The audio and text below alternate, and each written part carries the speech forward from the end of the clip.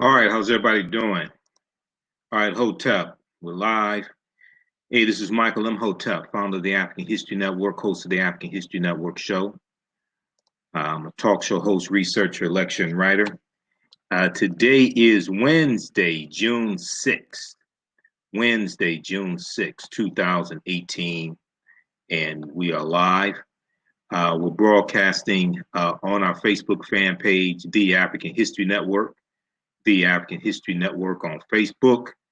And we should be broadcasting on YouTube also, our YouTube channel, Michael M. Hotep on YouTube. Okay. All right. So I had talked about this topic briefly on my radio show, the African History Network show on 9:10 a.m., the Superstation in Detroit. I talked about this the weekend of the royal wedding, okay? Because I talked about the royal wedding on my show. So the royal wedding took place Saturday, May 19th, okay?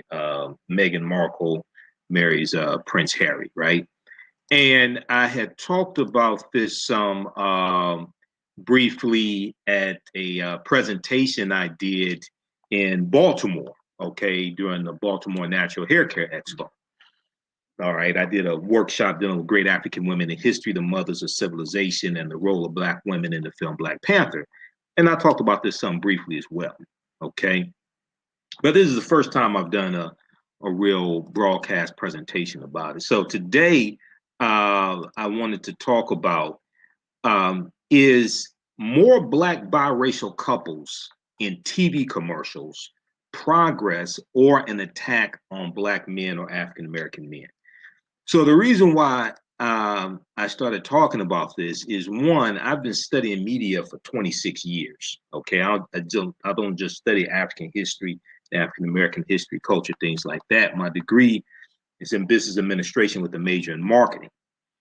So, I graduated back in '94. Okay, so and I started studying media even before then, back in about '92 or so. So I've been studying media for 26 years. And when you major in marketing, any people who major in marketing or any people who have business degrees, you have to study marketing, and marketing deals with psychology, marketing deals with trends, marketing deals with understanding advertising, things like this. So I've studied all that. So I would see a number of commercials recently in the past few months. I've seen a number of commercials that have biracial couples in them. Okay, usually white men and African American women. And I'm paying attention to this because I've studied commercials in the past, and I'm paying attention. I understand commercials capitalize on trends and they influence trends. Okay, and I understand all this is programming. This is all programming. Your thoughts create feelings, your feelings create actions and behaviors, your actions and behaviors create results. Okay, so I'm looking at the programming taking place, and it caused me to ask some very important questions. And then we have to understand this all operates within a system of white supremacy and racism. Okay. So let me say from the start, I may say some things that are outside the circumference of your own awareness. Just because you don't just because you disagree with them, don't like them, or maybe have never heard them before, does not mean that they are not true. It just means you have to do some research to understand what I'm talking about. Okay, so this is not an attack on anybody. I'm not attacking someone in an interracial relationship or biracial relationship. You can look in my background. You can look in the background, these pictures behind me. You can see where I stand on this. I'm very clear. Okay, I'm very clear. African American men should marry African American women. African American women should marry African American men. And this is not an attack on someone in an interracial relationship. But you can look right here at my shirt. This is Shuri from Black Panther. So it's obvious where I stand on this. Okay. But let's look at this. So I saw an article a couple of days ago. Actually came out June 3rd. Saw it when it came out. Saw it on New York Times website. June 3rd, 2018. Okay, an article from the New York Times entitled "A Sign of Modern Society," quote unquote, modern society, a sign of modern society, more multiracial families in commercials. Okay. And I said, okay, somebody's been paying attention. It's not just me. Somebody's been paying attention, right? Okay. And then in research and putting this together, putting this piece together, I also saw an article from dailybeast.com, Inside the Biracial Advertising Boom. Okay, a piece from dailybeast.com. So we're going to reference these articles as well, right? So in this article written by Joanne Kaufman, June 3rd, 2018, for the New York Times, A Sign of Modern Society, more multiracial families and commercials. It opens up talking about one commercial many people have seen, and this is for a commercial for DirecTV. And in the commercial for DirecTV, you have this hapless man who stands out on the sidewalk, and he appears to be, I think he's white. He stands out on the sidewalk, and his girlfriend is throwing his belongings right out of the window. It looks like they're in an apartment or something like that. Second floor window. So in a house, maybe, or an apartment. But she's throwing his belongings out of the window, except for DirecTV Now. Except for the DirecTV Now, and the sister who is the woman in the commercial, she was on. She was the daughter on the TV show Instant Mom. Okay. And I forgot her name, but she was on that TV show, and that stars one of the Maori sisters. Can't remember whether it's Tia or Tamara. I get it mixed up. One has the mole. Tamara has the mole on her face, and Tia does not. But she was the daughter on that show. Okay. And I'll have to look that up to see which one was in that TV show. I don't remember. All right. But so you have this commercial, right? That was Tia Mowry. Okay, she's the one without the mole. Tamara has the mole. Tia does not. If I remember that mnemonic correctly. Okay, that's how I remember them. All right. So you have commercials like that. You have the Tide commercial. With the Tide Pods. But in this commercial, it talks about how a husband and a wife are overjoyed to learn from a Fidelity investment advisor that, yes, they have saved enough for retirement to realize their fondest dream, one that involves a boat and a grandchild. Okay, so we've seen that commercial for Fidelity Investment as well. You have this is an older couple, probably in their 50s, late 50s, maybe early 60s, African-American man. It looks like Michael Warren. I haven't done the research. It looks like Michael Warren from Hill Street Blues because he's bald-headed now, right? And it's a white woman. Okay, so you have that commercial. And then you have a commercial for clear blue ovulation, which is a pregnancy test, right? And I've seen one pregnancy test in my lifetime. I have one daughter, okay, but it wasn't clear blue. So in this commercial, you have an African American woman with what appears to be natural hair, also, which is a whole nother conversation, right? And a white man, and they're talking about the pregnancy test, things like this, right? So these are just some recent commercials. And the Fidelity one is one that airs rather frequently. Okay. And they have a few different versions of it. They have a longer version, a shorter version with the granddaughter who's biracial. Appears to be the granddaughter. Yeah, it's the granddaughter because she says, okay, Nana, let's let's go or whatever. Okay, let's do this. Okay. So you see this over and over again, and you see various companies, JP Morgan Chase, Humira, State Farm, Smile Direct Club, Coors Light for beer, Macy's, Tide, okay, the dishwashing detergent, Cadillac, okay. They've all featured multiracial couples or families in their advertising. And what happens is that you see this over and over and over again, right? And you start to form a consensus if you haven't already formed one. And also, African American girls start to form a consensus as well, okay? So when I see things like this and understanding the system of white supremacy and racism, once again, this is not an attack on anybody in an interracial relationship. And I think there's beauty in all races of people, all ethnic groups. I think there's beauty. Okay.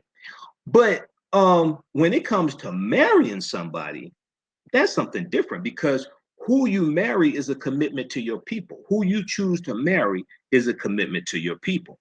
Okay. And you are building you are bringing into life that next generation as well for your people. All right. So, unfortunately, many African Americans, we're not rooted in African history and culture. It's your history and culture that gives you your values, your interests, and your principles, which causes you to form a cultural paradigm which you see reality through. It influences the way you think, feel, act, and behave. It influences where you spend your money. It influences who you marry, who you're interested in. It influences your standard of beauty as well, right? So we have to understand that number one, I see this as unfortunately, this could be programming and influencing African American women to marry white men. Why do I say that? Well, because whatever is disseminated becomes imitated. And when you see now, over the past few months, if you've been paying attention to commercials, and once again, I pay attention to commercials. I've studied commercials. I've studied making commercials. Okay. Um, when the Super Bowl comes on, I'm not really concerned about who's playing. I pay more attention to the commercials because I know that those companies spend about $5 million for a 30-second ad. And these are the best commercials. Because when I used to take my marketing classes in business school, we used to critique the Super Bowl commercials. Like in my advertising classes, in my marketing classes, we used to critique the Super Bowl commercials. So I pay close attention to commercials because they are programming. Media is programming. Okay. So when I look at this, I see a programming influencing African American women to marry white men and pursue relationships with white men. Now, this is dangerous on multiple levels. Okay. Um, if you look, for example, the TV show The Last OG on TBS, starring Tracy Morgan and Tiffany Haddish, right? In one way, the TV show is even worse than the commercial. In another way, the commercial is worse than TV shows. Why? TV show, people will see commercials more frequently than they'll see a TV show. So you may see that commercial 2 or 3 times a day when they have their actual campaigns, and they have, especially when you have national commercials, right? A national campaign, you may see that commercial 2 or 3 times a day, where you may only see that TV show once a week. The TV show is longer, 22 minutes and maybe some seconds, but you may see that commercial 2 or 3 times a day or more, depending upon the frequency of the ad buy. Because I studied ad buys, I used to sell radio advertising, so I understand this stuff. Okay, the frequency of the ad buy on the particular channel that you're watching, also. Okay, how frequently during an hour or a TV show is it scheduled for that ad to run? That's programming.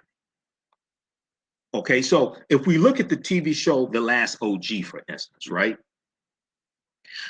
It airs on TBS on Tuesday nights. They just had the season finale last night. So Tracy Morgan plays the role of this guy who was a drug dealer, and his girlfriend was played by Tiffany Haddish. And he was sent to prison 15 years ago. He gets set up. He's sent to prison 15 years ago. He comes out, everything is changed.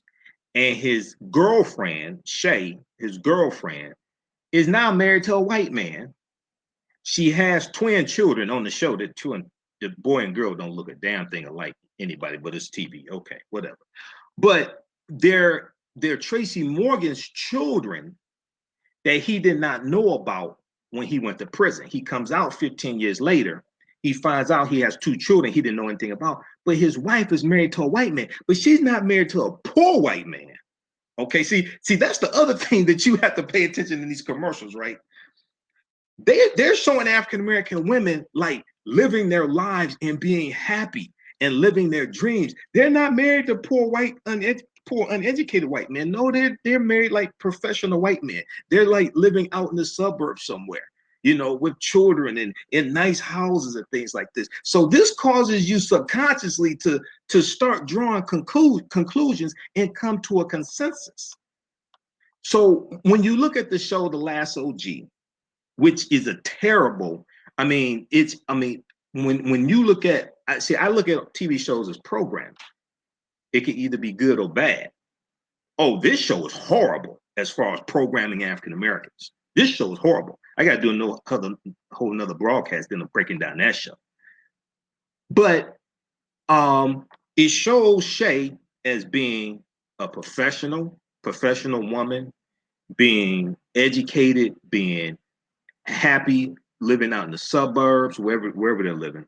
I think they're in the suburbs or somewhere that's been gentrified. The gentrified areas are becoming the new suburbs. They're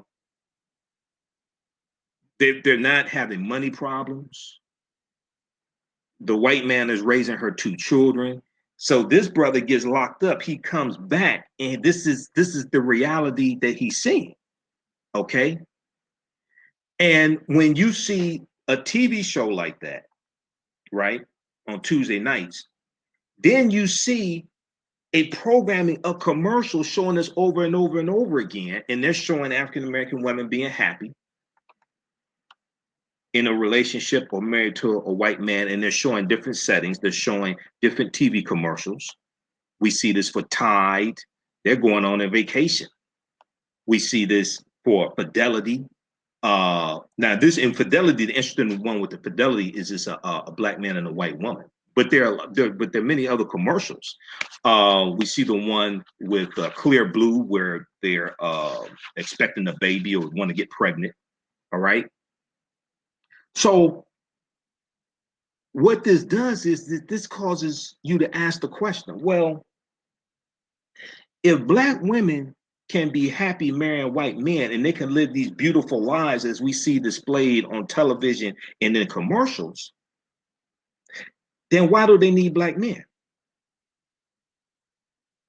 Because it's very clear that African Americans are under attack, but especially African American men. So if you see this portrayed, right, over and over and over again, then you start to come to a consensus. Well, if black women can be happy and live fulfilled lives, married to white men, then why do they need black men? So then when you start asking that question, then you start with saying, well, wait a second. If you understand that you only protect and try to preserve what you feel has value, and if black women can go and live happy lives with white men, then they ask the question, why do I need African American men? Because there is a perceived lack of value of African American men. You only fight to protect what you perceive has value. For instance, if you're walking down the street and you see a penny on the ground, most people are not going to be able to pick up that penny. If you walk down the street and you see a dollar bill on the ground, out of 100 people, majority of them pick up the dollar. If you walk down the street and you see $100 bill on the ground, there may be a fight over that $100 bill because the $100 bill and also the dollar, but especially the $100 bill, there's perceived value to the $100 bill. Whereas the penny or even a nickel or a dime has less of a perceived value. You only protect that which you feel has value. And when we see this over and over again in these commercials, I'm telling you, look, I understand the programming. I was trained in the programming. I know propaganda when I see it. I'm telling you, no. And what happens is this coincides also with public policy. This coincides with public policy. This coincides with public policy that calls for harsher prison sentences, largely targeting African American men, because you are portraying them as being worthless, more criminal minded, more likely to have a criminal background. If we see the look at you see this, if you watch the TV show The Last OG, and I'm not trying to promote watching it, but sometimes you may have to watch a couple episodes like to really understand it. This depicts the criminalization of African American men. Even though Tracy Morgan's character is like in a halfway house, there was one episode where he went back to selling crack. Now he's selling crack because he's trying to be like Robin Hood. He's trying to take from the rich and give to the poor. Fool, you violating parole. That's a parole violation. So we'll come to see the comment, but I'm sitting back watching this. And I'm like, this is deep. Okay. So if we look again at the article from New York Times, and I want to get to point number 3, because this is an attack on multiple levels. I'm going to come to an economic attack in a minute. This is an attack on multiple levels. If you understand commercials, you understand economics as well, right? Okay, so if we go back to the article from New York Times entitled "A Sign of Modern Society: More Multiracial Families in Commercials." Okay, once again, this is not an attack on anybody in a multiracial or in a biracial marriage or anything like that, but it causes, if you understand our history and culture, African history and culture, and you understand the system of white supremacy and racism and how we're under attack, it causes you to start really asking some questions. Okay. We'll come to some of your comments here in just a minute. All right, because I want to make sure I get through this. All right. So we see different companies like JP Morgan Chase, Humira, State Farm, Smile, Direct Club, Coors Light, Macy's, etc., Tide, Cadillac, that have these different types of commercials, right? So Larry Chiagoris is a professor of marketing at the Pace University Lubbock School of Business, the Pace University Lubbock School of Business. And he said there's no doubt that the incident of these commercials is at least double what it was 5 years ago. Okay. And I agree. I think it's more than double, but I'm paying attention. And yeah, I see this taking place. He said, for the longest time, ads presented the typical American household as Caucasian, heterosexual, 2 children and 2 cars in the driveway.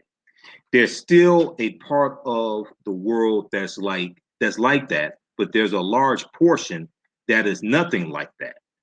Nothing like the father knows best Americana image. It's taken the advertising community and particularly their clients a long time to come to grips with that. He said they are risk averse. All right. Now, it's true that a segment of the population that represents a segment of the population, right? If we look at Pew Research, we look at the study from 2000, I think it was 2016, when we look at newlyweds, 1 in 6 newlyweds are biracial, okay?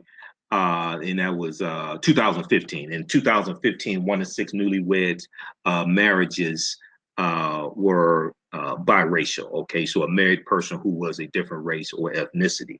And this was a Pew Research study, okay? But we do know that the majority of African American men that get marry African American women. It's 88%. The overwhelming majority of African American women that get marry African American men. So even though we see an increase in biracial marriages, still that's not the norm. Okay. You have 11 million out of about 110 million marriages in this country. You have about 11 million people in the country that are in biracial marriages, okay, out of about 110. So it's like 1 out of 10 married people in America are in a biracial marriage, and that's as of 2015 also. You can check out the article from thedailybeast.com, inside the biracial advertising boom. Inside the biracial advertising boom, they give that information, and you can research that study from the Pew Research Center. Okay, so let me continue with the article from the New York Times. All right. Now, Fiona Carter, who is the chief brand officer of AT&T, said the commercials are a way for companies to signal that they are open-minded and progressive. Okay. Well, this is leading up to her comment. She said, "quote, I think there's an ever-increasing demand for customers to understand not just what products and services you provide, but also to understand you are as a company, what your values are." Okay, so you have companies who see this growing segment of the population, and they're trying to capitalize on it. Kind of like ABC was trying to capitalize on the growing well, it's not a growing population of Trump voters, but trying to capitalize on that segment of the population, right? Okay, now, if we look at this and you understand commercials, the economic side of commercials, commercials that show African-American families or an African-American or a couple with a Black woman that lacks an African-American man, this is also locking African-American men out of these roles, which impacts them economically as well. And it rewards African-American women economically who participate in these commercials. What do I mean by that? Well, when you deal with commercials, you have local commercials, you have regional commercials, you have national commercials, okay? When you are in a commercial, especially a regional commercial or a national commercial, you get residual income from that. You get a check. The people who are in these commercials, they get a check each month for that, for however long the run is, basically. So it may be a 6-month run, a 12-month run, an 18-month run, okay? You get residuals. If it's a situation where you are in that commercial exclusively, meaning that you cannot be in a commercial for a competing brand or something like that, you get paid extra money for that as well on top of your residual income.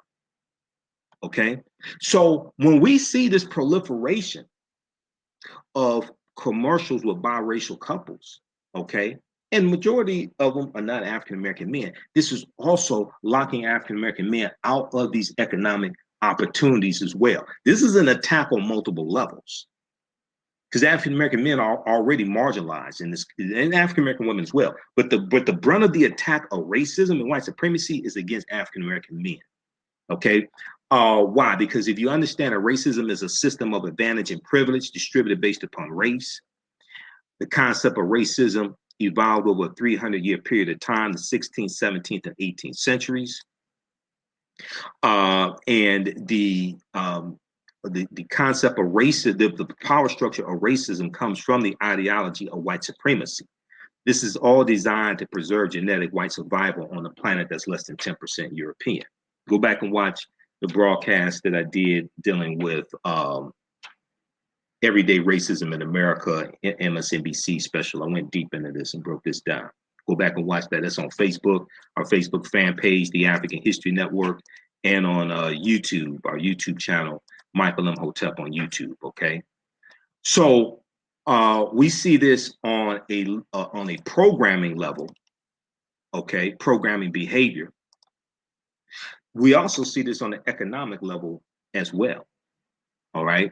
Now, it's true. Now, I understand that people will say, well, 70% of African American children that are born, about 70%, 72% are born to unwed mothers. That's true. Does not mean that the fathers are not involved in that child's life, however. Okay. And there are actually studies that show that African American men are more involved, when given the opportunity, are more involved in their child's life when they're not married to the mother than other ethnic groups as well. News1.com had an article about that, citing a study that dealt with that as well. So that there are all these different stereotypes that we're operating based upon that are just totally false. Okay. And also, I encourage people to check out the article from WashingtonPost.com from December 13th, 2017, that dealt with a new study that shows how a lot of the images that we see of African Americans in the media are just total lies. News media offers consistently warped portrayals of Black families, study finds. News media offers consistently warped portrayals of Black families, study finds. That's from WashingtonPost.com. That's from December 13th, 2017. There was also an article from Blavity.com that dealt with the same study in that same topic also. All right.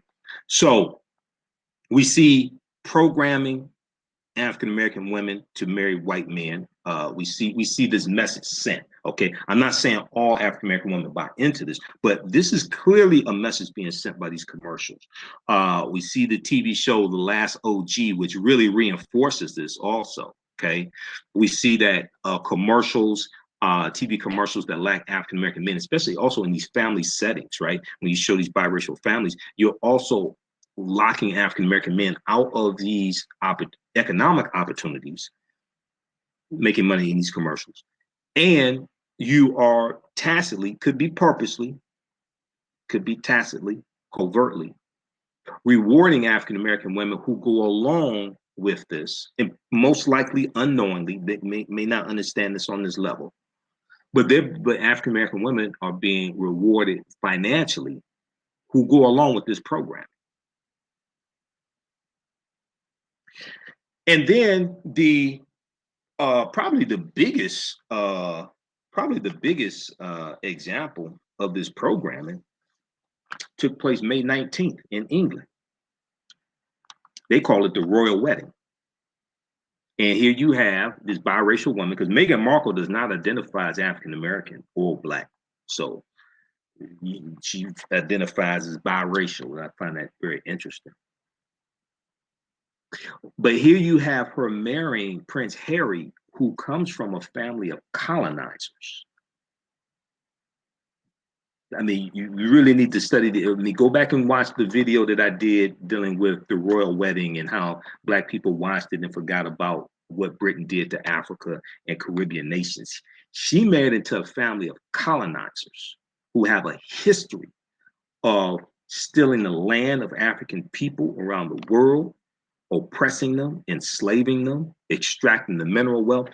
Not only that, when Britain outlaws the transatlantic, when Britain outlaws slavery in the British colonies in 1833, because they outlawed the transatlantic slave trade in 1807, which meant the importation of enslaved Africans. But they let slavery go on to 1833.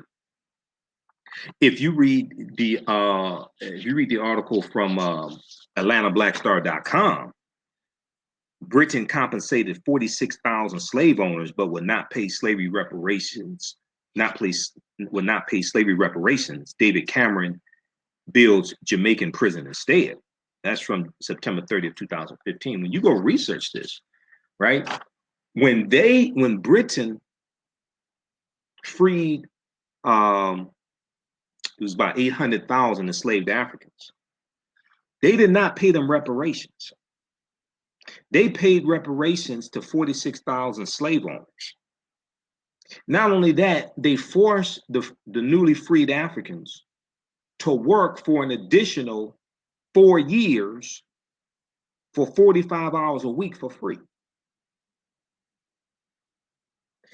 When you look at the opulence and the wealth that was displayed on Saturday, May 19th, which was also Malcolm X's birthday, and it was also the birthday of Queen Sophia Charlotte, who was of African descent as well. She was married to King George III. She was the first Queen of England of African descent. When you look at that opulence that was displayed there, right? That was built on the backs of African people around the world. And Britain is still oppressing African people. And when Prime Minister David Cameron in September 2015, in the September 2015, right around there, when he, yeah, September, in the September 2015, when he went to Jamaica. Jamaica was one of the former colonies of Britain. He goes to Jamaica. The Jamaicans were not just demanding reparations, but first they were demanding an apology for reparations. He said he felt that an apology was not necessary. Okay. He said that they did not need an apology. He felt that an apology was not necessary. I want to try to see if I can find his direct quote. Okay. He said that they should move on. All right. And this was the prime minister of Great Britain at the time. Okay. I think they have his quote in this article here from AtlantaBlackStar.com. Britain compensated 46,000 slave owners, but will not pay slavery reparations. David Cameron builds Jamaican prison instead. This is from AtlantaBlackStar.com. All right. Let me see here. Oh, actually, if you look at the one from theguardian.com, September 30th, 2015, same date. Jamaica should, quote, move on from painful legacy of slavery, end quote, says Cameron. This is where they quote him, okay? He called for the two countries to, quote, move on from this painful legacy and continue to build for the future, end quote. All right. But when you look at so when we look at Meghan Markle marrying Prince Harry, this is probably the ultimate example of this. And this teaches young African American girls, and when they see it repeated in TV commercials, things like this, that you can live a wonderful life and have all your dreams come true if you marry a white man. I mean, this is what's being shown. Now, people may disagree with it, but if you actually look at what's being shown and the message that's being repeated over and over again, I don't understand how you can come to a different conclusion. We even see it in a cartoon from Disney called The Princess and the Frog. The Princess and the Frog from Disney, which came out a few years ago. I talked about it in one of my presentations, then with the media's deliberate destruction of the African American family, where the African American girl Tiana marries this Eurasian looking, Arab looking guy, okay, Prince Naveen, I think was his name. And she becomes a princess and all her dreams come true, basically. Now he's not white, but he's damn near close to it. So when you see this over and over and over again, you start having to ask the question, well, what's all this about? And at the same time, this is an attack on the traditional African American family of an African American man and a woman. I repeat, an African American man and a woman. This is an attack on that as well.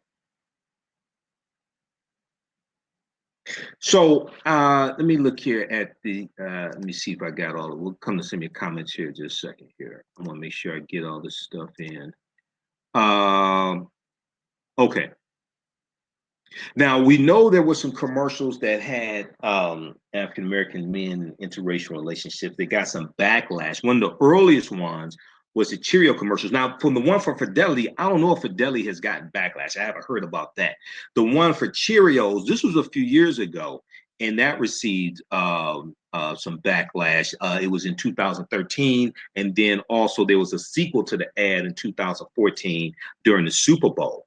Cheerios released a commercial in 2013 featuring an interracial couple, African-American man, white woman. Some people may remember it. He was laying on the couch, and the biracial child came and poured Cheerios on them. Okay, it was dealing with heart health and how Cheerios can help heart health. So she pours Cheerios on her daddy because she wants him to be healthy.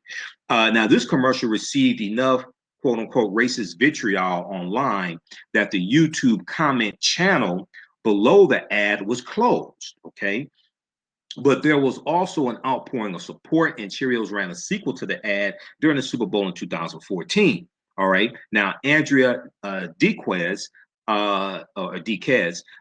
chief executive at Saatchi and Saatchi New York, this is an advertising agency, she said that Cheerios is about families and about families in America, and we are a very diverse group of people here. Okay. She went on to say, we didn't think it would be controversial. Okay. This was the advertising agency that produced those two commercials for Cheerios. All right.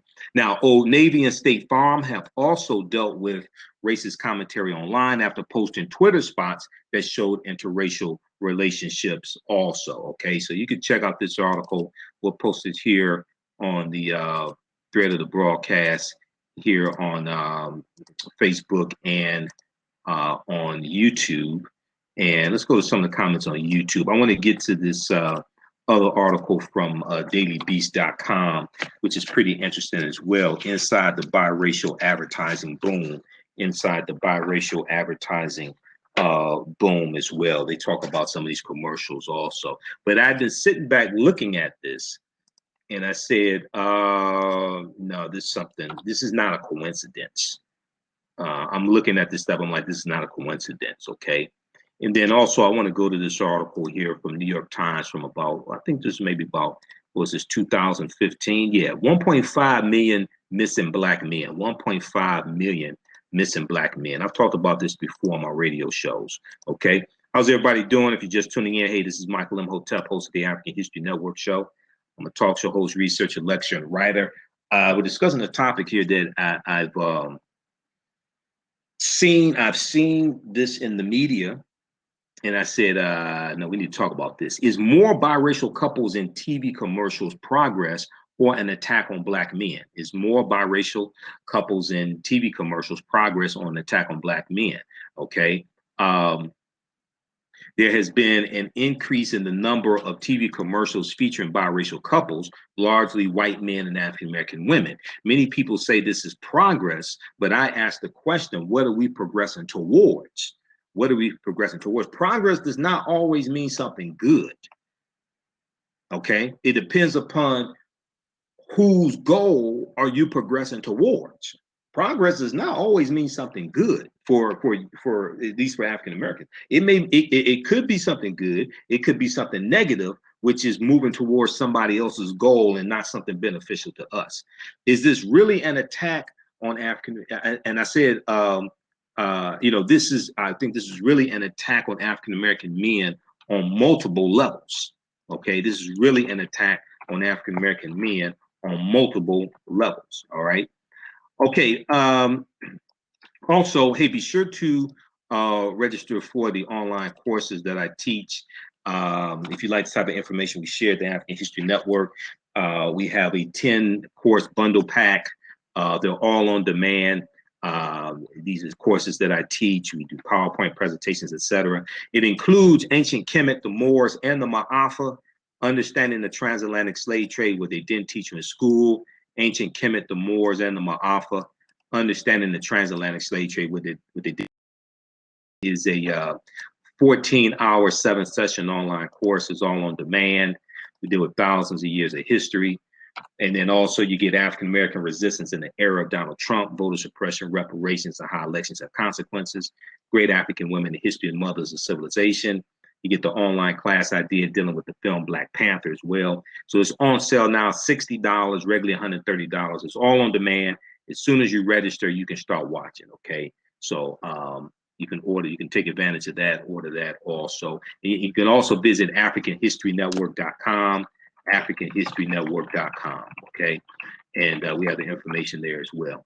All right, let's come to some of your comments, and I got to tell you about me coming to Atlanta as well. Those in Atlanta, I'll be in Atlanta on the 15th through June 15th through the 17th for the um, Juneteenth celebration at Morris Brown College. Okay.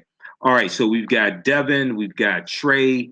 Trey said, funny that I noticed this a while ago, and my girlfriend just now realized this topic not too long ago. Mr. DC said an attack. Preca said it's an attack. Byron said this is definitely an attack on Black men. No doubt about it.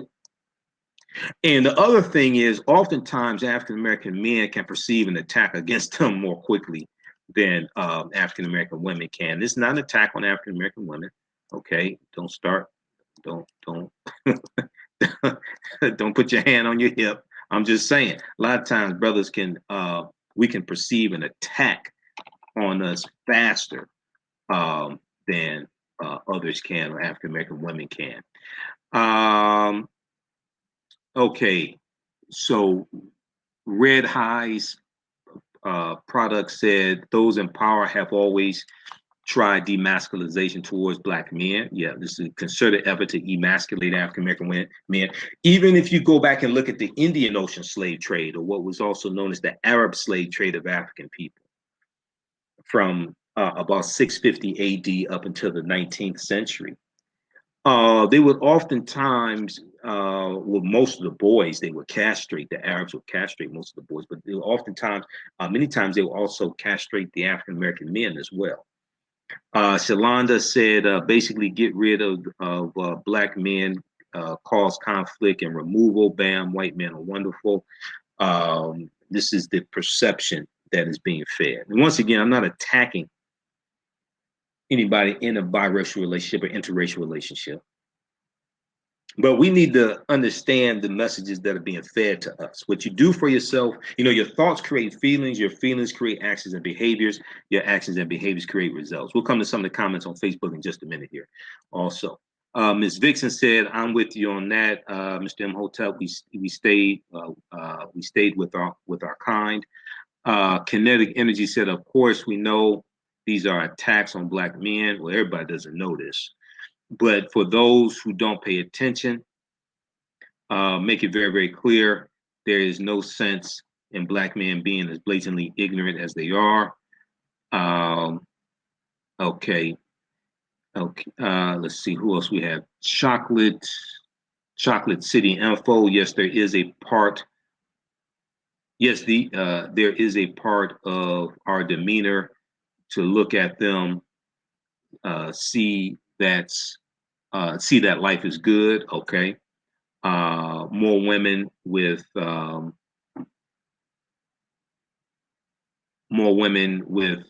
think he's trying to say more Black women with degrees. Yeah, 8% of African American female population is enrolled in college. When it comes to African American women, they have the largest percentage of their population enrolled in college compared to other ethnic groups. Okay, and there was an article from theroot.com a few years ago that talked about this, how African American women are the most educated.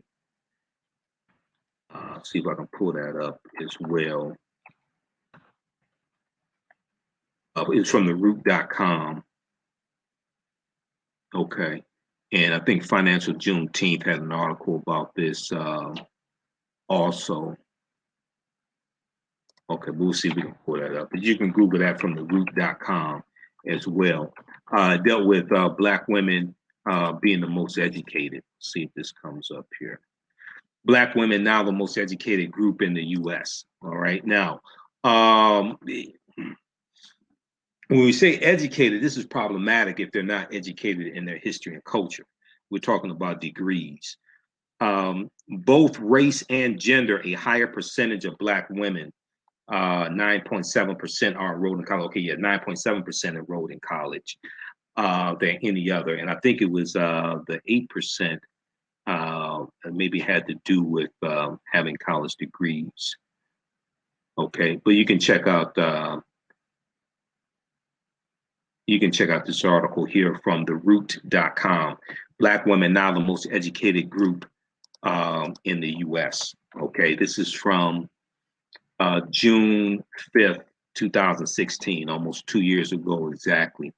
According to the National Center for Education Statistics, between 2009 and 2010, Black women earned 68% of all associate degrees awarded to African American students, as well as 66%.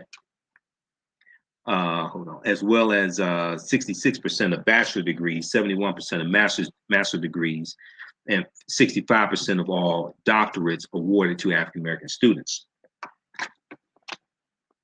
The report also says that the percentage of U.S. college students who are African American increased from 10 to 15% from 1976 to 2012, while the percentage of white students among all U.S. college students fell from 84% to 60%.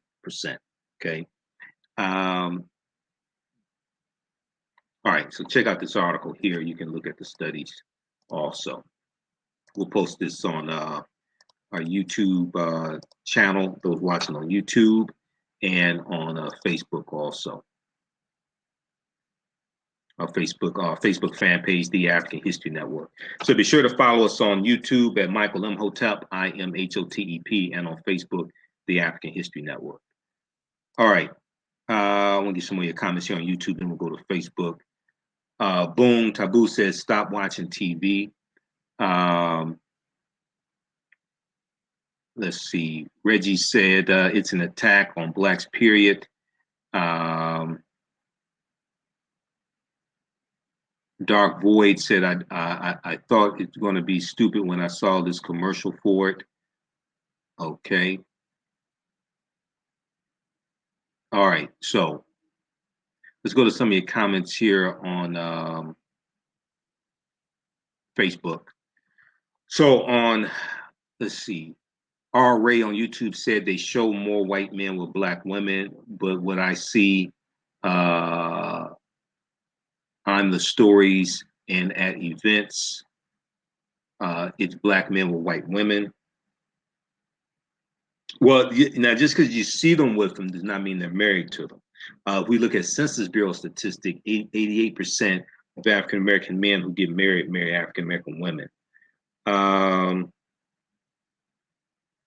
Rebecca on Facebook said that's interesting about Meghan Markle. It's the white side of the family who are disappointing her. Her mother is a symbol now. Now, what is her mother a symbol of? Just a beautiful woman. Yeah, see, we talk about her mother being a symbol of what? I mean, we fall for these banana in the tailpipes too often. So they show her mother. Her mother's there with the locks and the nose ring. Her mother's married to a white man. What is her mother a symbol of?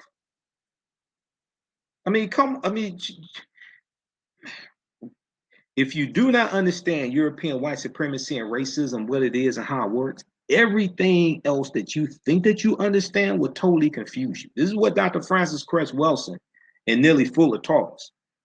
And they were absolutely correct. If you, because and when I posted about the royal wedding on my Facebook fan page, the African History Network, and I said we don't honor and celebrate colonizers. But when I posted about it, I can tell a distinct difference between the comments from African American women and African American men. Most African American men who commented got it.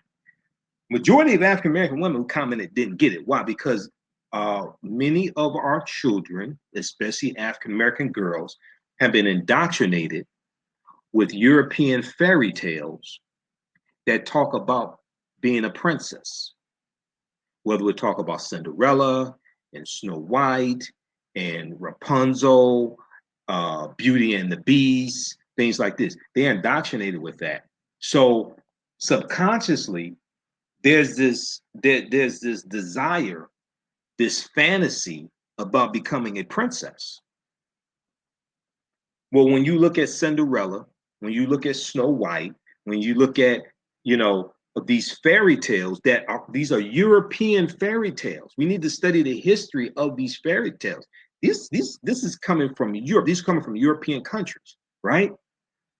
Who are they marrying? in these fairy tales. They're marrying white men. So when you have African American girls that grow up reading these fairy tales and they have the books and they have the toys and things like this, what is it reinforcing? See, this is why we need to get books for our children that deal with African folk tales, that deal with, have books that have African characters in them, okay? If you go to the blackhomeschool.com, the blackhomeschool.com, they have lists of books for African American school children. Some are cultural, some are, can just be about a boy and his dog, things like this, but they have African American characters. But we have to seek out, check with your African American book dealer, but we have to seek out African folk tales. Because we have fairy tales, whether it's dealing with, we have fairy tales, things like this. Well, not fairy tales, but we have African folk tales that have been handed down from generation to generation. And they don't have European princess in them either. They have African people as royalty. All right. Angie said, okay, she said, referring to Williams, you're absolutely correct. Florence said, I think it is an attack on the black race. Williams said, white men feel that they should be the default male that all other women, including their own, should turn to for companionship and security. Let's see. Jeff said the commercials are always slanted. When they show a black woman and a white woman, they live in an apartment. And the theme is they are trying to make it. When the man is white, the woman is black. They own a house, are financially stable, and living the good life. Pay attention. Yeah, this goes with what I was talking about. Go watch the TV show. Well, I ain't trying to endorse watching this TV show, but The Last OG. Okay, we got Wanda, Nahinda. Say it's an outright attack not only on black men but the black family structure. Exactly. Benny. Okay, just a few people on Facebook. All right. So if we look at this other article here from the Daily Beast, inside the biracial advertising boom, inside the biracial advertising boom. Okay. This is from May 18th, 2017. Hallie Golden.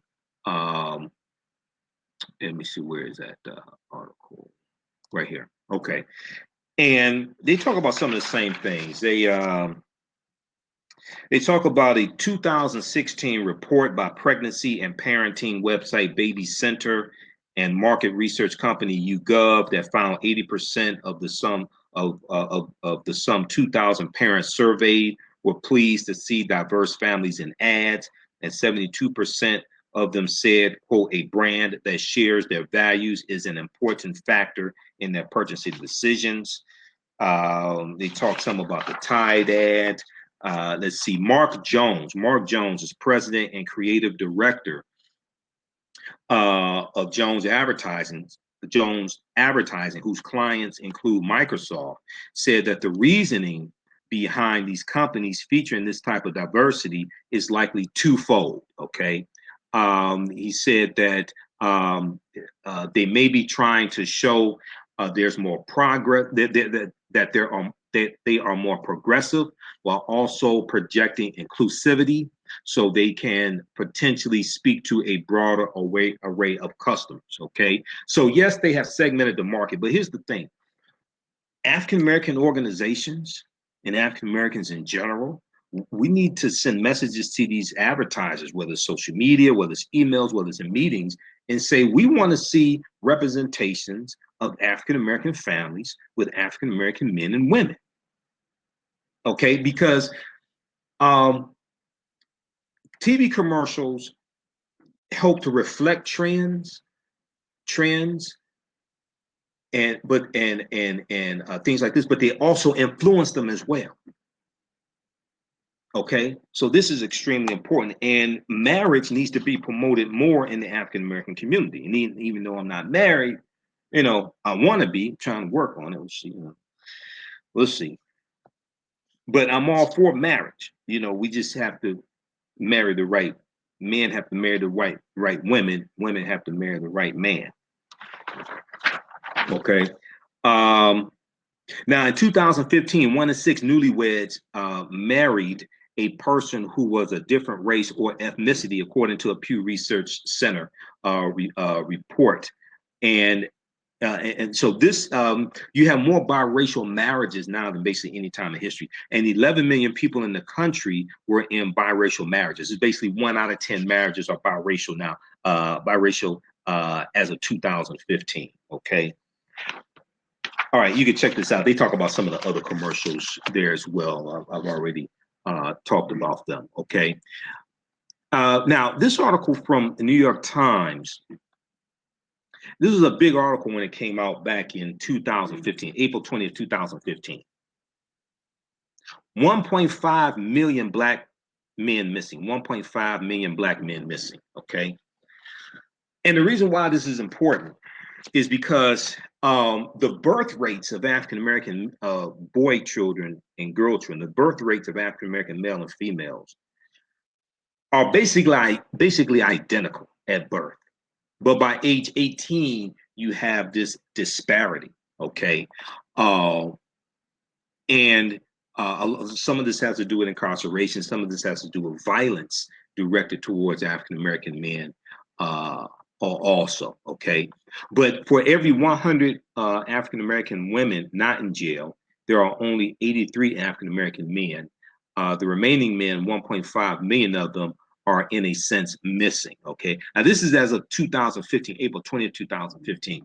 We do know that the Department of Justice report that came out December of 2015 showed that the U.S. prison population had dropped by 800,000. It dropped from a peak of 2.3 million down to 1.53 million as of December 2015. So I'm not, prior to that report, I'm not sure how accurate this is right now. Okay. We do know that African Americans, especially African American men, are overrepresented in prison, and this is because a lot of this has to do with the over policing. And for instance, we know if we look at the 2012 ACLU, American Civil Liberties Union report, we saw that when it comes to marijuana, African Americans and whites have basically the same usage rates, but African American men are almost 4 times more likely to be arrested for marijuana possession. Okay, so check this out also as well. And this is why criminal justice reform is so important. I don't think you're going to get it from the Trump administration, but this is why criminal justice reform is so important also. And we saw the war on drugs was winding down under President Obama, but is ramped up under Trump. Okay. And it's for a few reasons why. And one of them is because, this is how Trump is. Trump ran on the platform of law and order.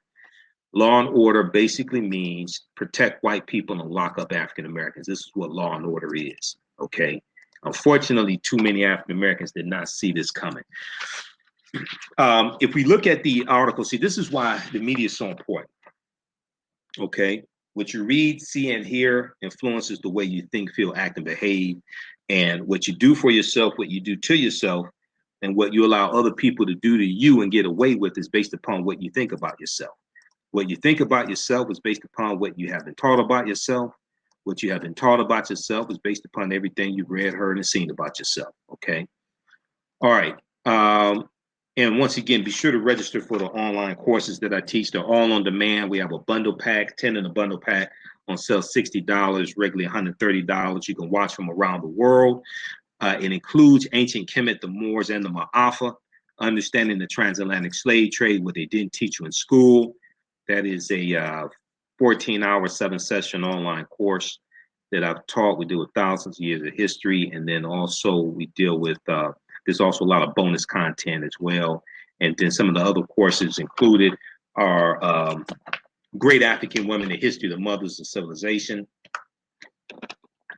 an online class I did dealing with the film Black Panther, African American resistance in the era of Donald Trump, voter suppression, reparations, and how elections have consequences, and a lot more also. Okay.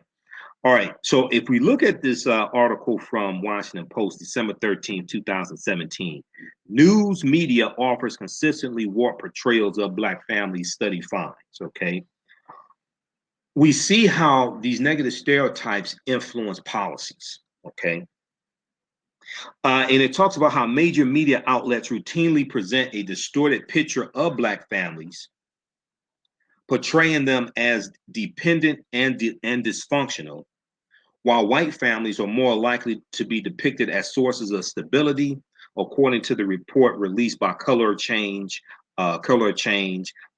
which is a racial justice organization, and Family Story. Okay, and Travis Dixon, who is a communications professor at the University of Illinois at Urbana-Champaign, conducted the study, and he said, "quote This leaves people with the opinion that Black people are plagued with self-imposed dysfunction that creates family instability and therefore all their problems." Okay.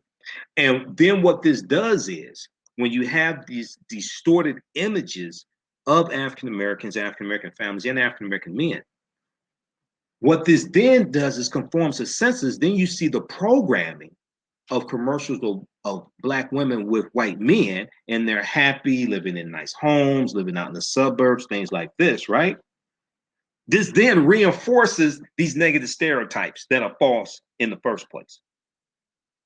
Such stereotypes fuel political rhetoric and inform public policy. See, people don't understand. Politics impacts every aspect of our lives, from the water we drink to the food we eat to the air we breathe. Politics is the legal distribution of scarce wealth, power, and resources. The legal distribution of scarce wealth, power, and resources, and the writing of laws, statutes, ordinances, amendments, and treaties, their adoption, interpretation, and enforcement. Okay. The writing of laws, statutes, ordinances, amendments, and treaties, their adoption, interpretation, and enforcement.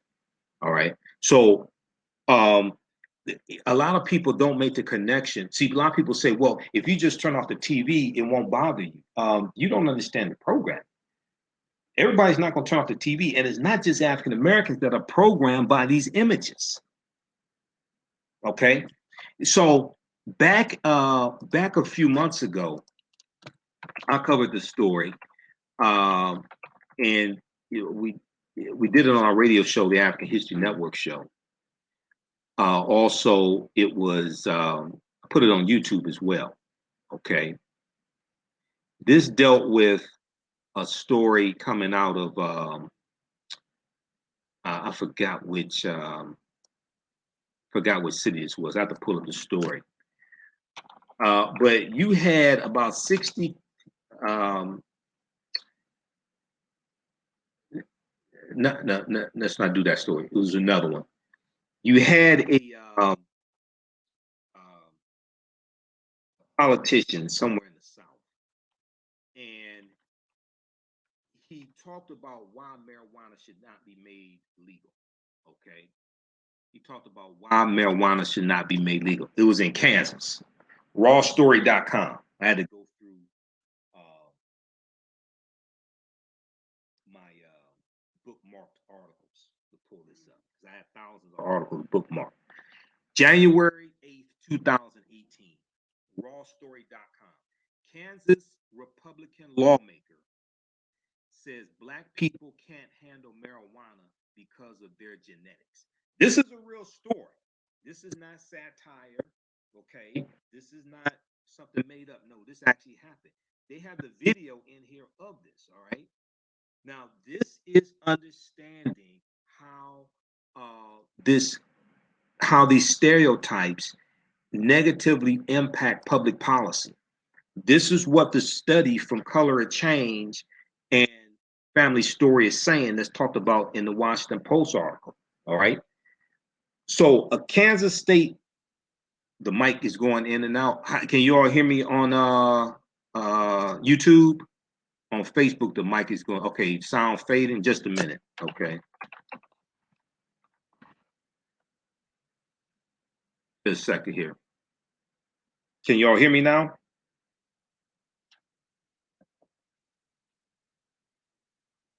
Let me refresh the screen right quick. Just a second.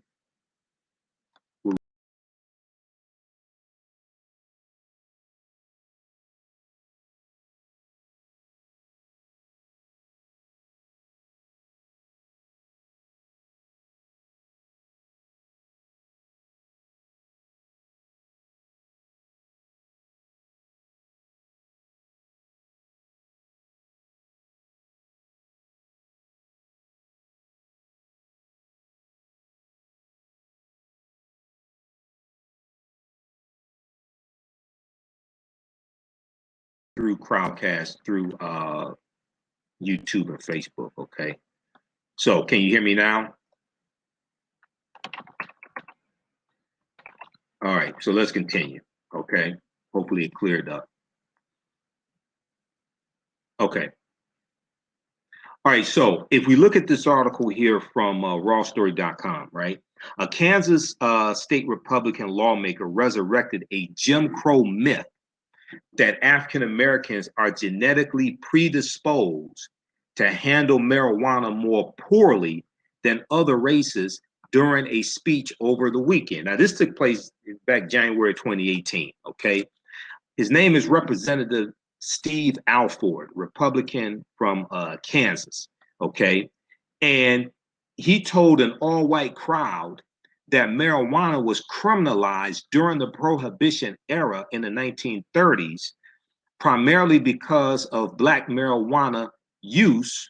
When asked a question by a member of the local Democratic Party about potential economic booms or the potential economic benefit from cannabis legislation, okay?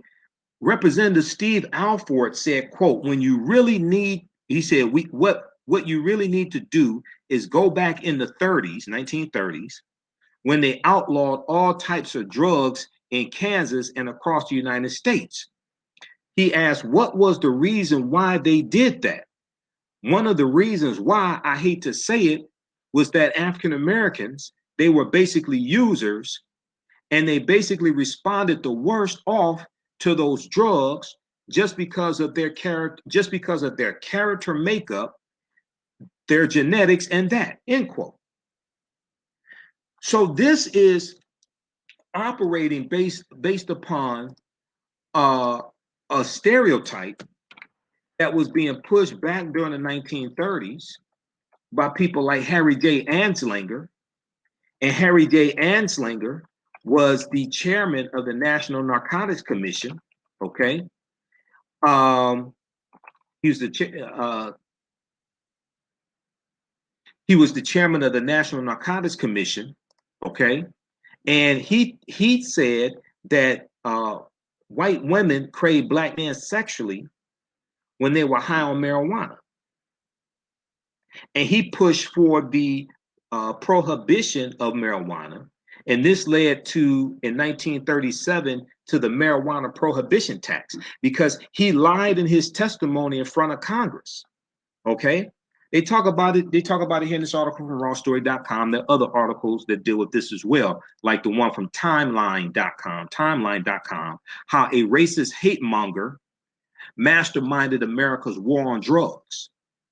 Harry Anslinger conflated drug use, race, and music to criminalize non-whiteness and create a prison industrial complex. See, this is why people have to understand history.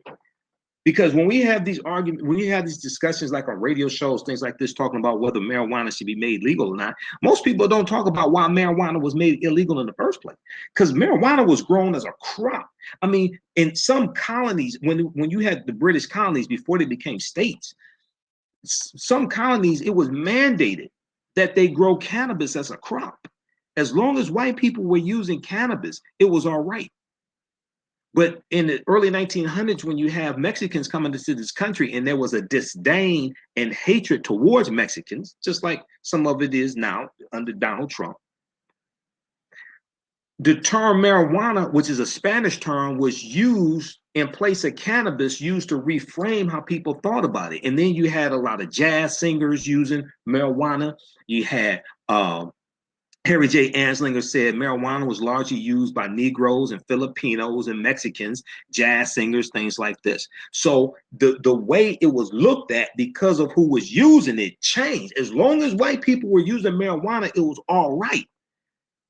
When it's Mexicans and it's Filipinos, it's Asians, it's quote unquote Negroes, now all of a sudden is a problem. It's the same thing with cocaine. As long as white people were using cocaine, cocaine was legal in this country.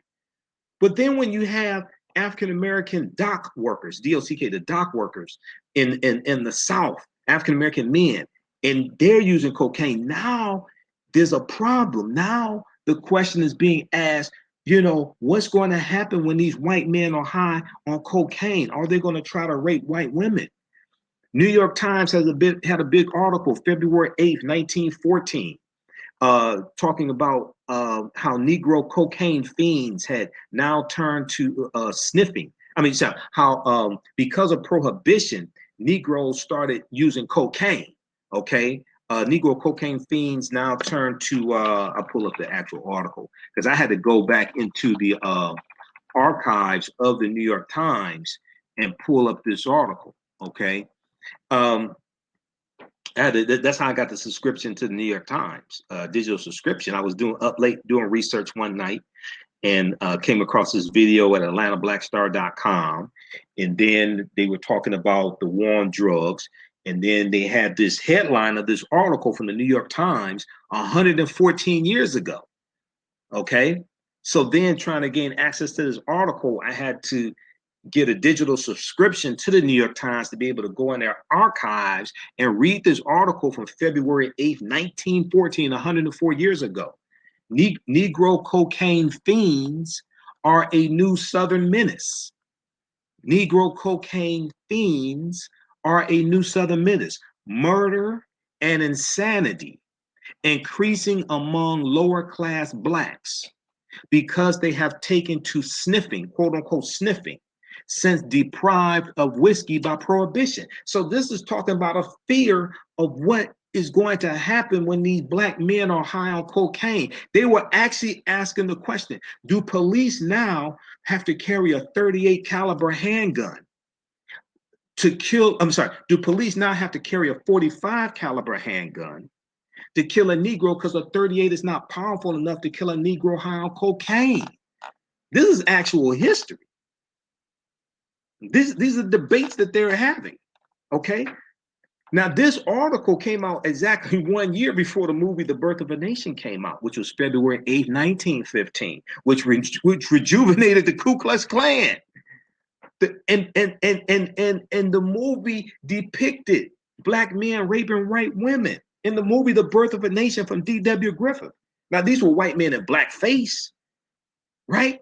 But this is a year after this article comes out from the New York Times.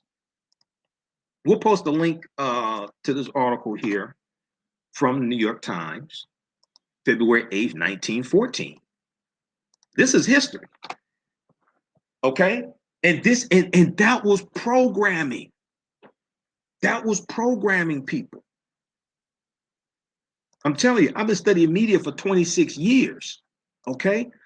Then there was a article from, let's see, thenation.com. So the article from The Nation dealt with the article from 1914 from the New York Times. Name of this article from The Nation is from January 29th, 2014. It's basically 100 years later. How the myth of the Negro cocaine fiend helped shape American drug policy. How the myth of the Negro cocaine fiend helped shape American drug policy. In 1914, a racist fiction helped sail one of the nation's first drug laws. 100 years later, it's still with us. Now, this was in 2014. We go to January 2018, we see Representative Steve Alford, a Republican from Kansas, from the state of Kansas. He's an older white male.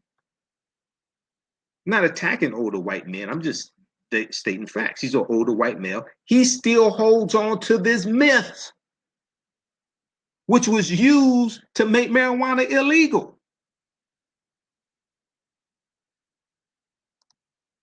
So a people's history and culture teaches them how to deal with the problems of the past in the present and the future to meet the needs of the community. See, Dr. John Henrik Clarke taught us that all history is a current event. Everything that's ever happened continues to happen in some shape, form, or fashion.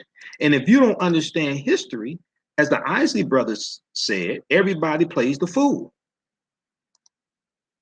They said everybody plays the fool. Okay, so we posted a link. You got to read this article from thenation.com. How the myth of the Negro cocaine fiend helped shape American drug policy. Okay, because this after effects 100 years later. Now, most people never even heard of Harry J. Anslinger. Most people don't know about this myth. The provocative from the Nation. It says the provocative headline article had appeared in the New York Times on February 8, 1914. I was surprised by the title, although I knew it was once acceptable to print such blatantly racist words in respectable newspapers. But what really shocked me was how similar it was to modern media coverage of illegal drugs, and how from early on, the racialized discourse on drugs served a larger political purpose. A larger political purpose. The author, a distinguished physician, wrote, the Negro fiend imagines that he hears people taunting and abusing him. And this often incites homicidal attacks upon innocent, unsuspecting victims, end quote. And then he went on to say, quote, the deadly accuracy of the cocaine user has become axiomatic in Southern police circles. The record of the cocaine N-word, quote unquote, near Asheville, who dropped 5 men dead in their tracks, using only one cartridge for each, meaning one bullet for each one, offers evidence that is sufficiently convincing. So then you're dealing with an era when you had an increase in the lynchings of Black men. I'm telling you, you got to read this all. This is some deep history here. Okay. All right. So if you like this type of information, hey, be sure to visit our website, AfricanHistoryNetwork.com, AfricanHistoryNetwork.com. We have some bundle packs dealing with the DVD lectures of our history. I just put together we had some DVD presentations from Dr. John Henrik Clarke and Dr. Yosef Ben Yakinen. So we have a bundle pack of DVD lectures from Dr. John Henrik Clarke, as well as Dr. Yosef Ben Yakinen. And I have we have bundle packs of some of my lectures there as well. AfricanHistoryNetwork.com, AfricanHistoryNetwork.com. We'll post a link here.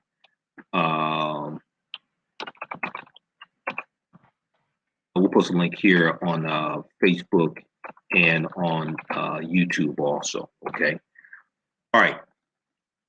But people don't understand how the imagery that we see influences the way we think, feel, act, and behave, and influences public policy also.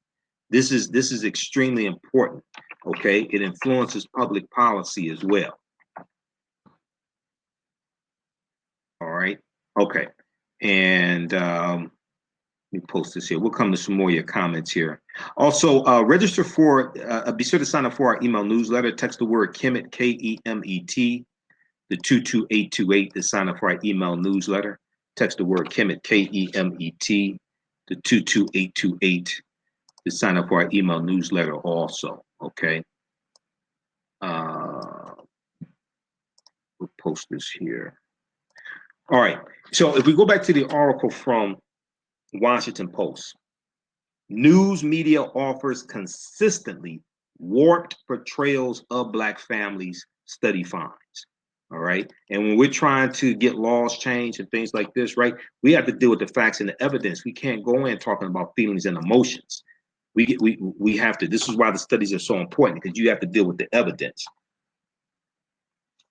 Such stereotypes fuel political rhetoric and inform public policy, such as Congress's consideration to quote gut social safety net programs end quote. Okay, the stereotypes that we see in the media influence stricter work requirements, drug testing, and other welfare restrictions, and they are likely to be supported by a public exposed to inaccurate portrayals of Black families. Inaccurate portrayals of Black families, the report stated. Legislators, lawmakers can point to media coverage of Black families in their zeal to further limit welfare programs. See, he can't even take care of his family. She has to marry a white man. I saw it in a Tide commercial just last night. I see it in the TV show, The Last OG. It's all quote, it's all their fault. They just need to get their ducks in a row, end quote, said Professor Thomas Dixon, communications professor at the University of Illinois at Urbana, Champaign. Now, poverty and welfare were not always stigmatized in the media as a predominantly African American issue. Poverty and welfare were not always stigmatized in the media as a predominantly African American issue. White men who benefited from the anti-poverty programs of the 1920s and 1930s, especially during the Great Depression, right, were typically thought of as having, quote, run into hard luck. Oh, Joe, he's just down on his luck. It's a hard time. So many people are out of work. He just needs a hand up. He needs some help. Okay. And it was said they just needed the support to, quote, help them through the tough times. But over time, however, political leaders and the media have, quote, worked to pathologize Black families in the American imagination. They've worked to pathologize Black families to justify slavery, to justify Jim Crow, justify the mass incarceration, especially of African American men, which did not start under Bill Clinton. You have to study history. I keep hearing people say, oh, mass incarceration started with the crime bill. No, what the hell are you talking about? Mass incarceration goes back to Richard Nixon. Richard Nixon declared his war on drugs June 17, 1971. When you go and study the increase in prison population, you see it starting back in the 1970s, and it's basically pretty much steadily increasing. And then when you look at 1973, Nelson D. Rockefeller wants to run for governor. I mean, he was governor of New York. He wants to run for president. The mandatory minimums didn't start in 94 with the crime bill. That was signed into law September 13th, 1994. Yeah, there were some bad things in it, but people largely don't understand that crime bill was federal law. That wasn't state law. States started passing longer, harsher sentences in the 1970s. This is why you got to understand the history of this. Richard Nixon ran on the platform of law and order. Law and order means to lock up Black people, protect white people. He ran as a backlash to the Black Power movement, the backlash to the Civil Rights movement, a backlash to affirmative action, which was signed into law by President Johnson in September of 1965. He was a backlash to all of that, okay? And he talked about the lawlessness taking place because you had rebellions taking place all across this country. In 1967 alone, you had 159 violent uprisings in this country in 1967 alone. Now, most of them were not on the scale of a Watts or a Detroit or Newark, New Jersey, but you had all these racial tensions that were taking place, exploding in the rebellion. So what some people call incorrectly riots. Now, these were rebellions. African Americans were rebelling against a system of white supremacy. I'm not saying we should resort to violence, but I'm saying Dr. King even said that the riot is the language of the unheard. That's the language of the disenfranchised. So this is what's taking place. Okay. So Nixon was a backlash to all of this. And he declared his war on drugs June 17th, 1971. He lied in front of Congress, just like Harry J. Anslinger lied in front of Congress in 1937, which instituted the marijuana prohibition tax, was basically criminalized marijuana possession. So over time, however, political leaders and the media have, quote, worked to pathologize Black families in the American imagination to justify slavery, Jim Crow, mass incarceration, justify widespread economic inequity, and justify urban disinvestment, the deindustrialization of the inner city. The disinvestment in the inner city, shifting these resources out to the suburbs, which left the inner cities to collapse. And then when the drug trade came, largely with crack cocaine in the 1980s, right?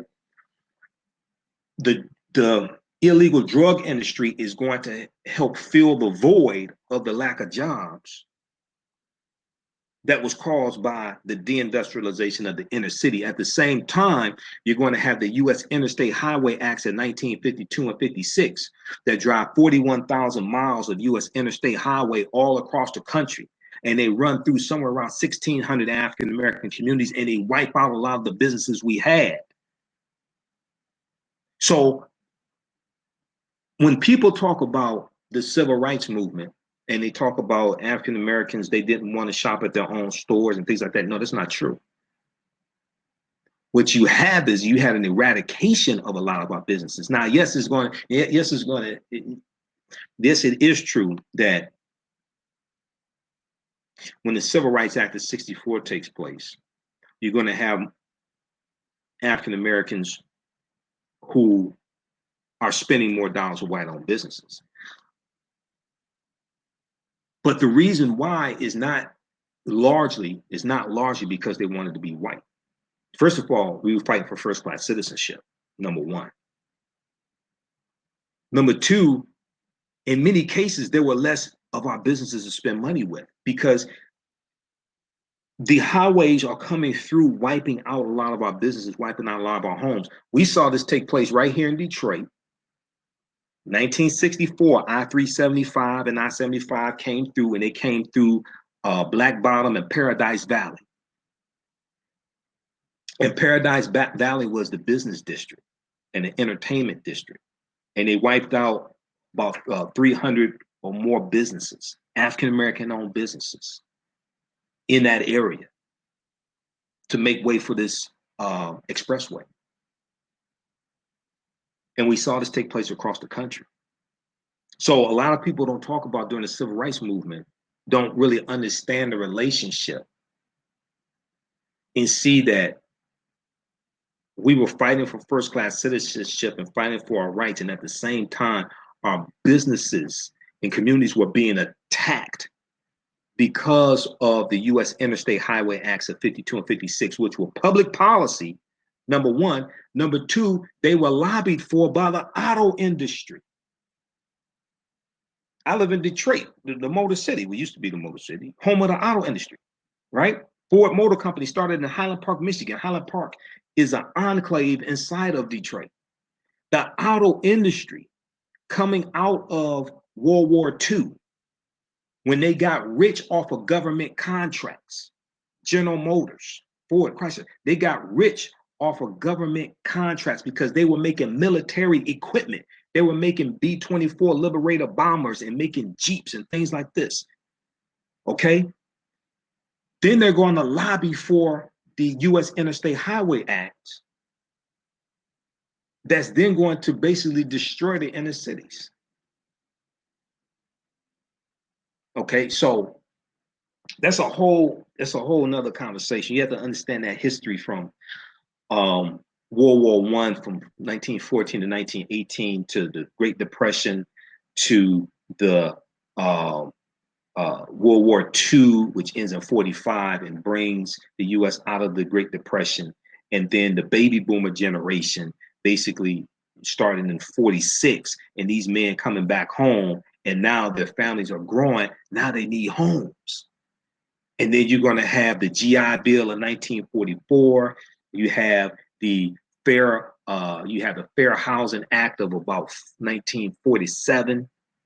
that is going to allow white people to uh, put down 3% down to get low interest loans to get houses built, and they're getting houses built out in the newly formed about getting houses built out in these newly formed suburbs, and they're using the redlining system to determine who gets a loan and who doesn't get a loan.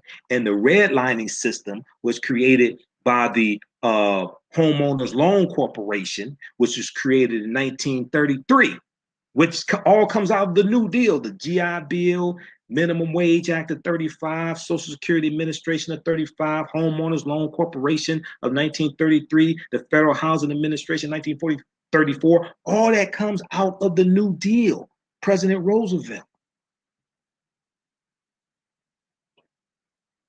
So all of this stuff deals with history.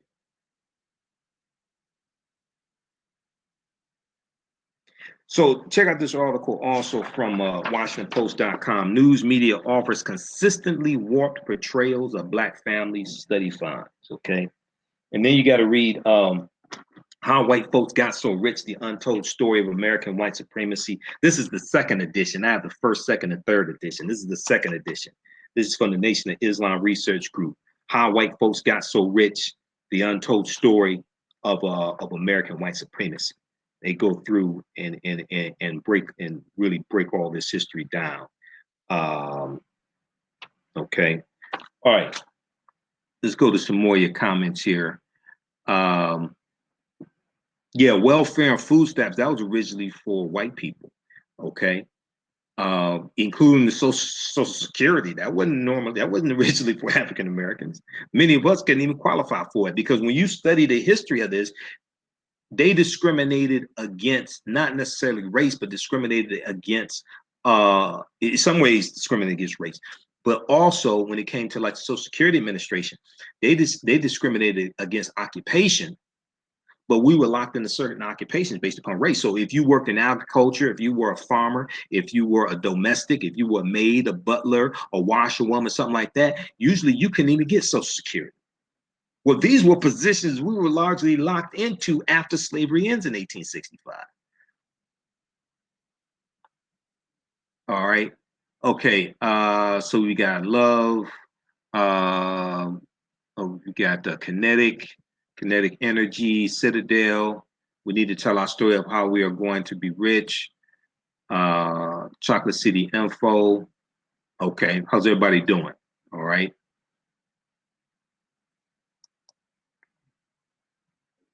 Okay, on Facebook, got Angie said, whites have always benefited from us regardless of class. That's the past, present, and intended purpose of white supremacy.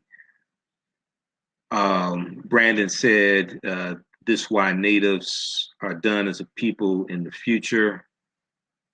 I missed some of his comment there. All right, OG, okay, Mac, how you doing? Hotep, brother?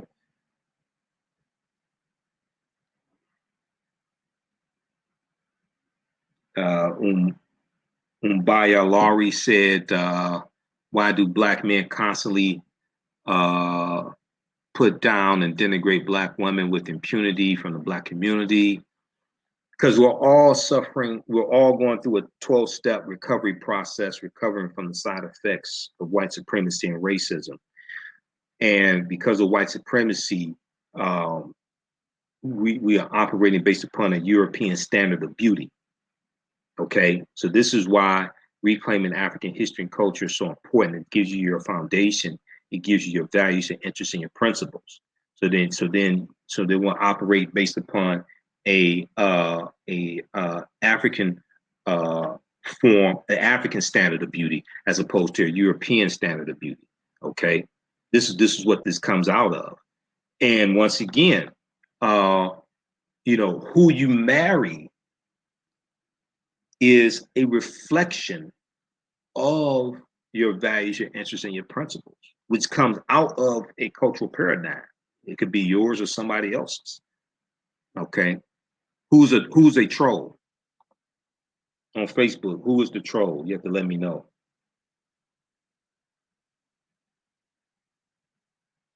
Okay. All right, so once again, I hope everybody's doing well today. Hey, this is Michael Imhotep, founder of the African History Network, host of the African History Network show. And if you like this type of information, you can definitely help support the African History Network. You can donate to the African History Network through PayPal, paypal.me/the AHN show, paypal.me/the AHN show. If you want to set up a recurring donation, you can also. And all right. Okay. And also you can go to AfricanHistoryNetwork.com as well. Okay. Because that definitely helps. It helps us stay on the air, keep doing the research, keep broadcasting, keep bringing the information. And also visit our website, AfricanHistoryNetwork.com. You can order my DVD lectures there as well. We have bundle packs. I have a couple of lectures I did dealing with the film Black Panther. Also, that is one of them we have on digital download, Black Panther Analysis, African Culture, History, and Afrofuturism. Also, that's a 3-hour presentation that's on DVD and digital download. We have some bundle packs also at AfricanHistoryNetwork.com as well. Okay. All right. Let me get a couple more comments here before we get out of here.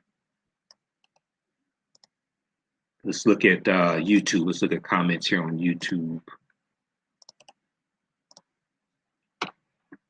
I'll be in Atlanta Friday, June 15th through Sunday, June 17th. I'll be at Morris Brown College for the Juneteenth celebration. They have a huge Juneteenth celebration in Atlanta. We know Juneteenth commemorates June 19th in Galveston, Texas, when General Gordon Granger delivered General Order Number 3, which let those which freed the enslaved Africans. Now, this is 2 weeks after the Civil War officially ended. Civil War officially ended June 2nd, 1865. Okay, and this is June 19th. Some people mistakenly say that they were freed 2 years early with the Emancipation Proclamation.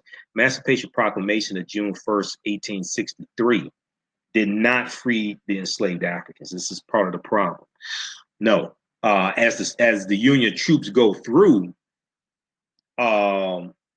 different Confederate territories and take back control of these Confederate territories, they're going to free the enslaved Africans. But it was not the Emancipation Proclamation that freed enslaved Africans. It was the 13th Amendment ratified December 6, 1865 that did this. Okay. And people are going to be freed at different periods of time also based upon different territories being brought back into the Union, brought back under control by the Union troops also. Okay. But the Emancipation Proclamation did not free the enslaved Africans. No. Okay. All right. Let's look at some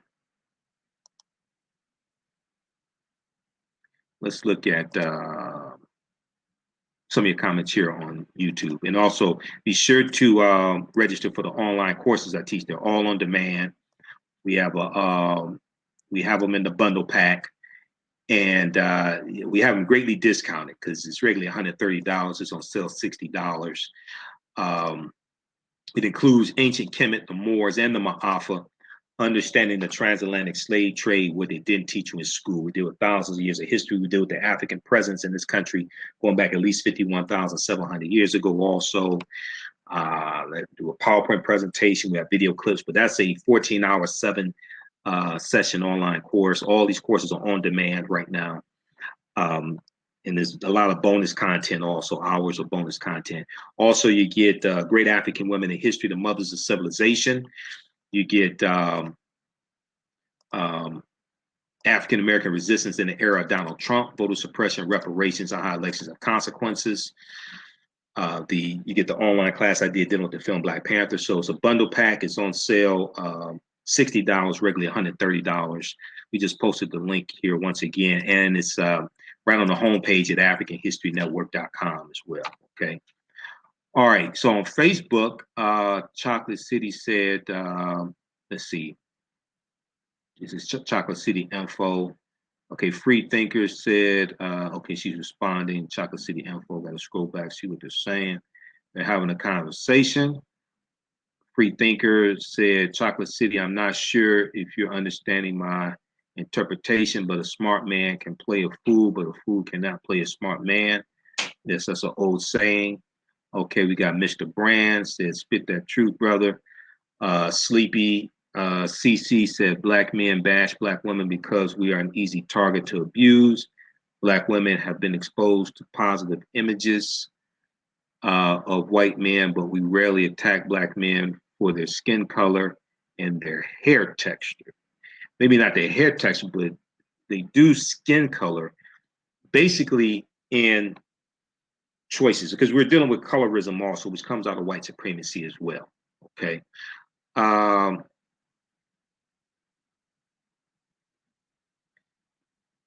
okay, he's referring love. He's referring to the code, the book from Nellie Fuller. Also, get Dr. Francis Cress Wilson book, the Crest Theory of Racism, the ISIS papers, the Crest Theory of Racism. Mr. Brand said, "My brother, this is a full attack on black men and our women." Asiatic Moorish Americans said, "Gratitude. I agree with all positive. I'm ready to start uniting and figuring out what we need to do." First thing we need to do is reclaim our history and culture. Okay, this is one of the reasons why I created the African History Network. Why we do what we do. History is Dr. Leonard Jeffries and Professor James Small, two of my teachers, as they correctly teach us. Your history and culture gives you your foundation. It gives you your values, your interests, and your principles. Everything else emanates from this and influences your self-esteem also. Okay, what you do for yourself, what you do to yourself, and what you allow other people to do to you and get away with is based upon what you think about yourself. What you think about yourself is based upon what you have been taught about yourself. What you have been taught about yourself is based upon everything you've read, heard, and seen about yourself. Okay, so all this is interconnected and interrelated. This is why we have to be careful of what we watch on the television. On the television, it's a vision that tells lies. There's some good information there, but we have to be careful what we watch. Most of it is garbage. We have to be careful of what we allow our children, the images we allow our children to consume as well. Okay. All right. This is why this is so important. And then we have to make sure we build strong families between African American men and African American women. This is why we have to build strong families also.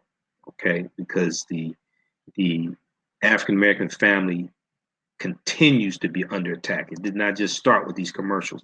It continues to be under attack. And there's also a concerted effort to emasculate African American men. But that did not just start either. Okay, that did not just start either. All right, let's look at this here. And some of these comments I'll get to after the broadcast ends also. Okay. All right, so look, we're going to go ahead and get out of here. Check me out in Atlanta. We have to get that. We posted it on our Facebook fan page, the African History Network. We'll get that on our website, AfricanHistoryNetwork.com, AfricanHistoryNetwork.com. Okay, we'll get it there. And in July, third weekend in July, I'll be at the Liberated Minds Black Homeschooling Education Expo. Third weekend in July. Everybody knows that's when I am. The third weekend in July. I'm usually one of the presenters. I'm a vendor there as well. Go to liberatedmindsexpo.com, liberatedmindsexpo.com. And then also in August, I'll be at the Return of the Gods. Return of the Gods in August, Friday, August 10th through August 16th, through August 12th. I'm sorry, August 12th. Won't be that long. Through August 12th, Return of the Gods. There's Herb Alchemist and Katera. And Professor Kaba Kamene from Hidden Colors will be there. He's being honored. Lord Jamar from Brand Nubian will be there also. Rod Digger. Some of you all saw me on Lord Jamar and Rod Digger's podcast from a couple weeks ago. We have to get that on our website also. So we just posted the link. We have there is a 3-day weekend discount. Okay. for Return of the Gods. Our speakers and honorees and entertainers bring about a great awakening. This year's lineup includes Queen Afua, Professor Kaba Kamene, Sa Rock, the MC of Atlanta, Georgia, Chef Aki, a lot of other people as well. Hosted by, I think Michael Collier is going to be one of the hosts, or Michael Collier will be honored as well. Okay, so we'll post this here on the thread of the broadcast also, right? But that's coming up in San Diego, Friday, August 10th, Sunday, August 12th. So that's where I'll be in June in Atlanta. Then I'm back in Atlanta in July. I'm in Atlanta in June for the Juneteenth celebration. Then I'm back in Atlanta in July for the Liberated Minds Black Homeschooling Education Expo. Then in August, the 10th through the 12th, I'm at Return of the Gods in San Diego, okay? If you want me to do a presentation for your group or organization, okay, email me at info@africanhistorynetwork.com, info@africanhistorynetwork.com, and we can set it up. I have presentations on a number of different subject matters. Also, go to africanhistorynetwork.com, email me through the website as well, okay? All right, so check me out there. Once the broadcast ends, you can go back and check out the links, OG, on Facebook, all right? Okay, hey, remember at the African History Network, we focus on educating, empowering, and inspiring people of African descent throughout the diaspora and around the world, because right knowledge corrects wrong behavior. What you do for yourself, what you do to yourself, and what you allow other people to do to you and get away with is based upon what you think about yourself. What you think about yourself is based upon what you have been taught about yourself. What you've been taught about yourself is based upon everything you've read, heard, and seen about yourself. So when you control the radius of a man's thoughts, you can control the circumference of his actions, because the mind can't do or teach what it doesn't know, okay? Remember, right now is corrects wrong behavior. It's not over till we win. Wakanda forever. We'll talk to you next time. Peace.